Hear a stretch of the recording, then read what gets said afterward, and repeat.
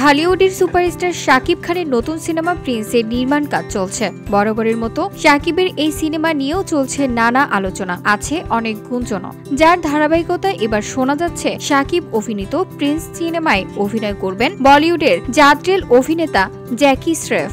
এ খবর যদি সত্যি হয় তবে এটি বাংলাদেশ ভারত যৌথ চলচ্চিত্রের নতুন মাত্রা যোগ করবে।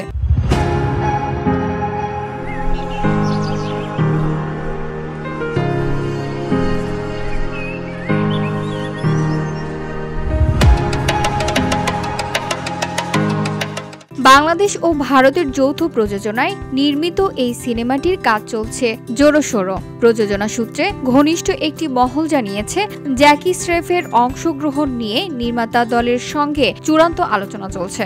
সবকিছু ঠিক থাকলে ডিসেম্বরের শেষের দিকে ঢাকায় তার অংশের শুটিং হওয়ার কথা রয়েছে। এ বিষয়ে শাকিব খান আনুষ্ঠানিকভাবে কিছু না জানালেও ঘনিষ্ঠ একটি সূত্র বলছে, এবারের গল্প, নির্মাণ এবং কাস্টিং সবকিছুই আলাদা করে ভাবা হচ্ছে। বড় চমক থাকছে প্রিন্সে। সিনেমার প্রযোজক দলও নাম না প্রকাশের শর্তে বলেন, দুই দেশের তারকা একসঙ্গে কাজ করলে দর্শকের আগ্রহ বেড়ে যায়। এই সিনেমা সেই দিকেই যাচ্ছে। VOD Bangla news desk.